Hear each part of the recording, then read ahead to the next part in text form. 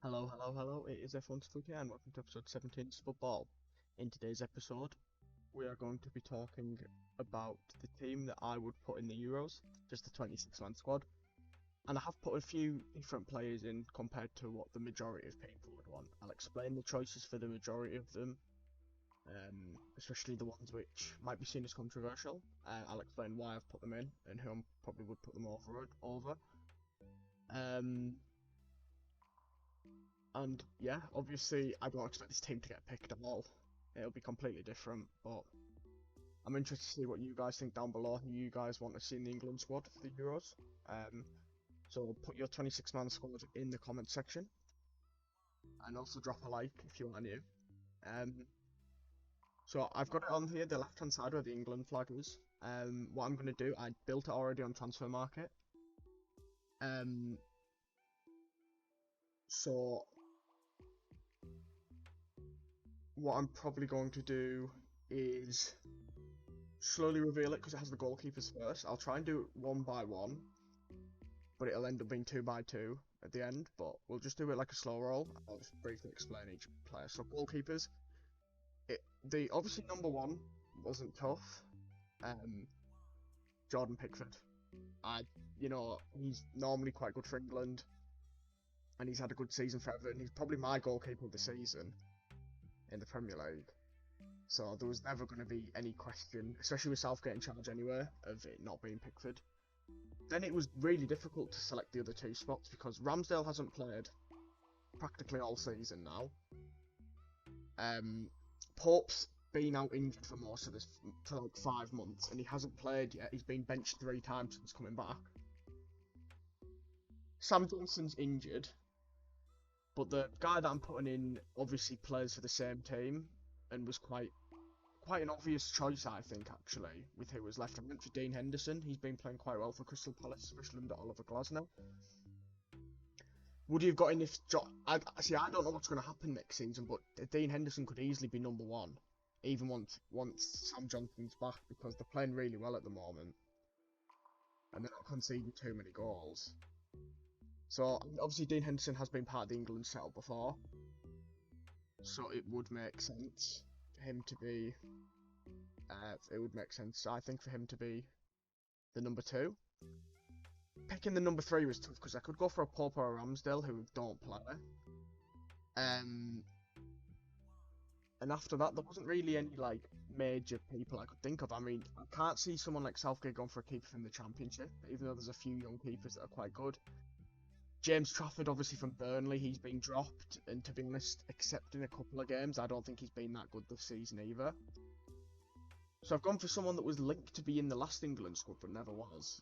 Playing game in, game out, and that is Jack Butland. I think third choice keeper, he's obviously been part of the England camp before. He's got experience. Don't expect him to play, but I think he's had a good season at Rangers, so I think he deserves a chance to be in the England squad. Some people would still probably pick a Ramsdale or a Pope, which is completely understandable, but I would like 3 keepers that have been playing game in, game out for the last few months. Hence why I've gone for these 3. Right, moving on to the defenders. Now I've picked 9 defenders. It could be classed as 8, it could be classed as 9. You'll understand that by the first pick that's on there. Now, I do want to briefly mention Ben White. I have not put Ben White in my squad just because I don't know what his situation is. If he was playing for England in the last international break and he chose to play for them, I would have put him in. But because he isn't, he didn't. I've basically not seen him as an option. But if he wants to play for England, I would be very happy with him being an option for the England squad. So moving on to the defenders. Obviously, he's going to have 2 at a time. But the first 2, I think, are pretty much solidified in the England squad. So the reason I said it could be classed as 8 is because of Trent Alexander-Arnold. Obviously, he's been listed as a midfielder. He was probably going to play against Brazil and Belgium in that number 6, number 8 role, whatever you want to call it, in a double pivot with Declan Rice, but obviously it wasn't today because he got injured. He'll be in the squad, I think, regardless, but will he be as a right back where he's not going to play much? Or would it be as a midfielder. We just don't know. But I would be very surprised if he wasn't in the squad. Now, John Stones hasn't played a lot recently. He's probably a backup option at Man City at the moment, but he's still probably England's best centre-half. So it would just be stupid not to have him in the England squad, to be honest. And probably in the starting 11. Next two, now this obviously could be, we don't know what's happening with Luke Shaw, but he's injured again. He's had a setback. We don't know how long the setback actually is for. So I would want him in the England squad, probably to be the starting choice left back. Because I don't really rate Ben Chilwell. But I'm not really sure what's going to happen here. If Luke Shaw is not here, I would replace him with Tyreek Mitchell from Crystal Palace. I hope Shaw's going to be fit and available. But we just don't know. He's really injury prone. He barely played all season. He's been playing when he's injured and stuff like that. Ezri Konsa, I think, is fully deserved of being in the England squad. He can play centre-back or a right-back. Based off the options we've got here, you could play him in either centre-back or right-back, but he'd be more seen as a centre-back in this England squad, I think, with the rest of the team I've got. Moving on. Jared Branthwaite. I don't know if he will get put in the squad. I hope he will. But it's kind of hard to tell at the moment. Obviously, he was in the last England squad but didn't get any minutes. But he's been one of the best young players in the Premier League this season. I think he fully deserves the call-up to play at left centre-half. You know, you could even want to start him, potentially. I think he's got a really good future ahead of him. And I've obviously put Joe Gomez in. Joe Gomez has had a really good season. I think he's a bit of an unsung hero at Liverpool. He's improved a lot as well. He's really versatile, so he can play left back, centre back, or right back. He's even had a couple of games as a defensive midfielder. My purpose for him being in this England squad is to play as a centre back, as an emergency centre back, but it would actually be to the backup left back to Luke Shaw. Because I've obviously watched Gomez at all 4 positions this season. I think his best position is left back. And obviously he played some minutes in both Brazil and Belgium games in the last international break. That was his first call up in 4 years. I think he'll get a spot in the Euros. I'd be quite disappointed if he doesn't, but obviously he did get to play last game, so it's not like he's not playing loads. He's playing enough, I think, to be in the England squad. And then the other two, there's obviously one more person, but yeah, there is one more person. So it's Maguire and Walker. Obviously Maguire's injured as well. So, but I think he'll get called up regardless. He makes mistakes still, yeah, but he's been a lot better this season. I think he actually deserves an England call-up for once. And Walker, see, Walker's interesting because Man City fans don't like him. He's a bit inconsistent, but I would probably be shocked if he's not England's starting right back. Obviously, you know, I'd like to see Trent play, whether it's in defence or midfield. But I think he'll pick Walker for that speed. And obviously Walker's more defensive than offensive, whereas Alexander-Arnold's more offensive than defensive. So yeah, we'll see what happens. But I expect Walker to be in 100% unless he's injured. And then the last player is Trippier. Now Trippier was actually an interesting one, and as I mentioned, because Trippier can play left back and right back, that helps. If Ben White wanted to be in the Euro squad, I would take Ben White over Kieran Trippier, because Kieran Trippier has dropped off quite a lot before he got injured. He had that really rough December, and his first game back yesterday against Manchester United was horrific, and he played Manu off one side by about 15 yards for the first goal. But the fact he can play left back as well does help. But I think that's enough defenders. You could argue maybe one more centre half, but you've got 5 players that can play centre half. You could actually say 6 if you include Kyle Walker. But 5 solid centre halves, 3 players that could play left back, and 5 players that could play right back. Six. 5. Maybe 6 if you want to include Stones. And moving on to the midfielders and attackers. Now these are all listed together. This is where it starts to get a bit more controversial, I think. I don't really think there's any controversial takes in that England goalies and defenders. I think my reason for putting Butland in over Pope and Ramsdale's valid. Obviously, I would have had Ben White in. I know some people might have said, what about Reece James? Well, all he did was get an assist and a red card. So, and he's really injury prone. You know, he's played like 400 minutes this season and had 2 red cards. I just don't think that he'll get called up. Because he just hasn't played enough, because he's been injured and then suspended. He misses the first 3 games of next season now. Right, midfielders and strikers. But attackers, because you've got wingers as well, haven't you? So these are 2x2. Now I know that my wildcard, my 3 most interesting picks, but especially my most interesting pick will be right at the bottom. So we've got Bellingham and Foden. I mean, these 2 have to start, regardless of what position you want to put them in. If you want to put Bellingham in the pivot with Rice, or as the number 10, if you want to put Foden as the number 10, the right winger, the left winger, you play them both ultimately. For my preferred England team, I don't know. It's a tough one, to be honest. If basically I have like an England 11 in my head that I would have, but there's like 10 of the 11 are the same in 2 different teams. There's just one player in both that I'm not sure about, but Foden and Bellingham would both start for me. And then you've got Saka and Kane again. Both players should definitely be in the squad. Harry Kane, obviously the captain, he's going to play every game. He has to be there, in my opinion. Saka's an interesting one. Like, not the fact that he shouldn't be in the squad, but will he start? That's my only thing. He probably will, but there is an outside reality where he potentially doesn't start for England. I mean, I think he's a brilliant talent, and he's a great youngster. He's absolutely superb. But we've got other players that can also play in that right wing. I don't know if he's on the next part. He's not. So anyway, moving on to our next 2. Declan Rice and Ollie Watkins. By the way, I've only picked 2 strikers as well. So there's no Ivan Toney in my team. Dominic Solanke. So Declan Rice, again, you know, he's nailed on to start. He has to be in there. One of the best players in the Premier League this season, one of the best signings in the Premier League this season. One of the main reasons Arsenal are where they are. You know, 1 game potentially from winning the Premier League. Obviously, Man City to drop points, which is probably not going to happen, but they always have to believe.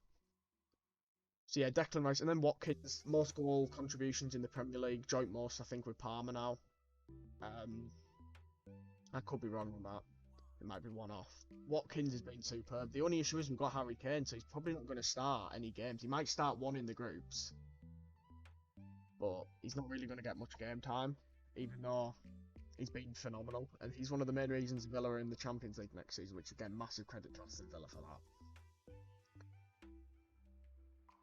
Next 2, now Bowen, I don't know if Bowen's seen as a controversial take. I don't really think he will be, because he's been in a few England squads, but obviously Palmer has to be in, and he's the player that I'm considering starting over Saka in my Euros 11. It completely depends on if Southgate wants to put Bellingham deeper, and then he could do Foden, Palmer, Saka, Kane, which I think would be brilliant. But he might not want to put Bellingham there. He might want to put Bellingham in the 10, then he could potentially play Palmer and then have someone else in that midfield pivot, maybe Trent Alexander-Arnold. Maybe someone that's on my list that could surprise a few people. By the way, when I'm recording this, because obviously it's Thursday, some people already know who the shock is because I've already told them. You know, people that watch my Twitch stream, the link will be in the description. Last week when we were playing GTA, they guessed it. It took them about half an hour to guess it, but they got it. But yeah, I think Bowen should be in there, but I don't like Watkins. I don't expect him to play much. Palmer for me has to start. Potentially has to start, regardless. I think he's that good. I wonder if he's going to get player of the season. It's between Palmer, Foden, and Rice, I think, and Watkins. But like Rodri not being nominated for player of the year did surprise me.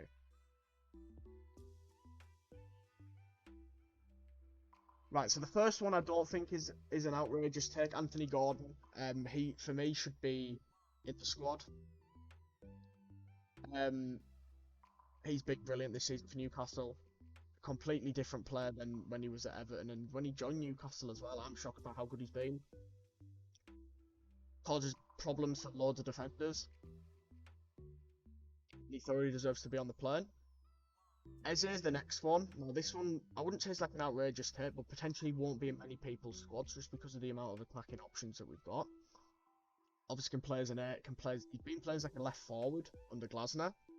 And I just think, you know, if Southgate doesn't want to put Foden on the left, he might want to put Gordon there, and you could have Eze there.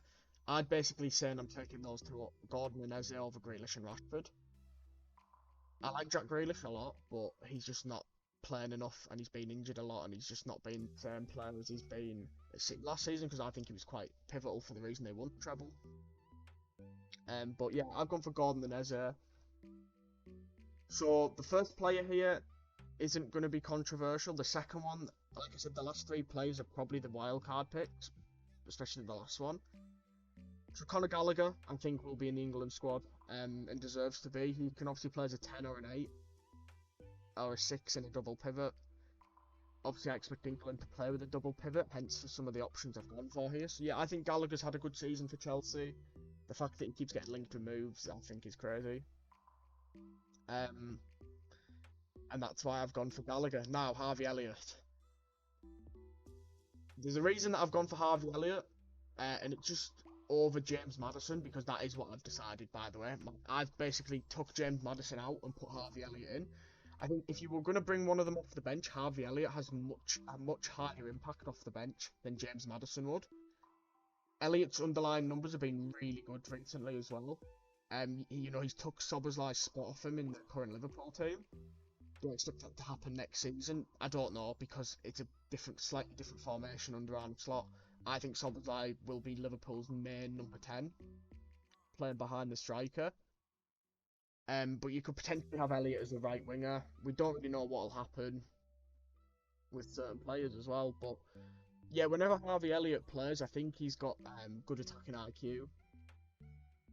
He progresses the ball quite well, and that's why I've put him in the team. Would I expect him to start any games? Like I said, no.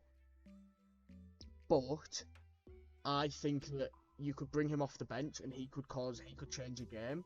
He's also the top goal scorer in the England under-21 Euro qualification. And I think that might have an impact if Southgate potentially picks him. I know he's going to have a tough choice. Do I expect him to actually get in the squad? I don't, unfortunately. But I'd like to see him in the England squad over Maddison. Now, the last 2. I'm actually going to show these one by one because I want to talk about the wild card separately. I think you see the first player is Adam Wharton from Crystal Palace. And I've watched him a few times now this season, and every time I've watched him, he's been really good. And it's not just the fact that he absolutely bossed the Man United game. He was superb against Man City, he was superb against Liverpool. You know, these high teams in the table, I know Man United are 8th, but like elite teams, and he was dominating them at 20-year-old. He's a DM as well. I would not complain if Southgate started him and Declan Rice in the first European game, and I know that's not going to happen. He's probably not even going to get called up, but he should do. I think if Adam Wharton played at Manchester United, he'd be in the England squad. And if Manu played at Crystal Palace, Manu wouldn't be in the England squad. So I'm basically taking Adam Wharton over Kobbie Manu here. That's my second wildcard pick. I don't know, I think a lot of people would agree on that though. I think Manu's got good, he's good holding the ball up in his feet and that. He's a good dribbler. But I just prefer Wharton, and I think Wharton would work more because we're not playing with how I think England will play in the Euros. I just think we need a bit more defensive stability, because if teams counter-attack England, I feel like we could be in trouble. Anyway, moving on to my last pick. It's not Jordan Henderson, by the way. It is someone that has had 1 England cap, and I didn't even know they'd been capped. They were capped at 21-year-old in 2018. Right. And play for a Premier League team. They're a midfielder. They play in double pivot, which is why I've gone for them. And I think this player, you could argue that this player is it. I don't really know who I'd replace him for. Henderson, Manu. And I know people are going to laugh, alright, if they're going to think I'm crazy, but if anyone actually watches this guy on a weekly basis, or a lot of the time, they'll actually understand how much of a vital player he is to their team. And it's actually Lewis Cook from Bournemouth.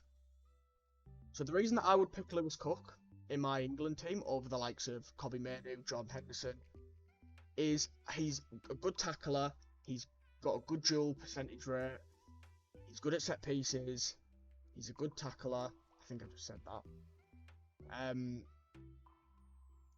He offers a lot to that Bournemouth team. Bournemouth fans say he's probably been their player of the season, and they've had Dominic Solanke score nearly 20 league goals. I think he's got 19. I just think Lewis Cook would offer something that not many other England players could actually offer. And I just think he'd be a good option to have, you know, just in case. I wouldn't expect him to start any games if he was to be called up.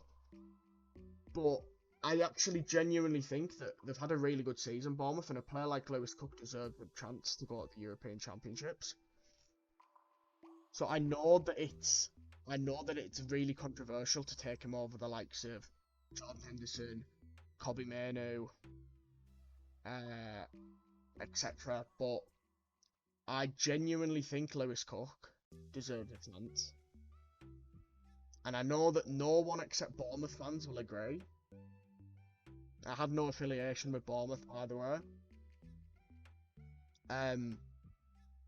But yeah, that's my England squad for the Euros. And I know that some people are going to question it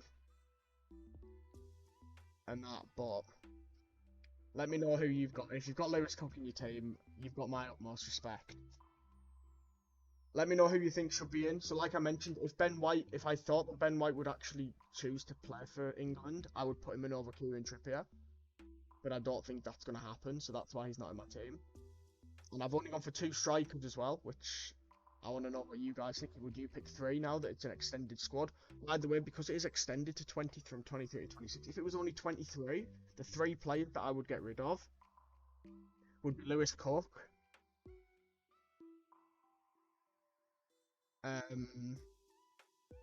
Jared Bowen,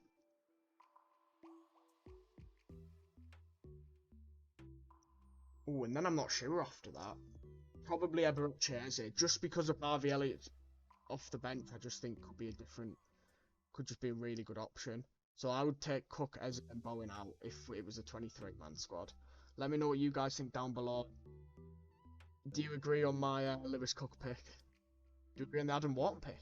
Or do you even agree on the Harvey Elliott pick? Let me know down below. But thank you very much for watching. I do really appreciate it. And I'll see you next time.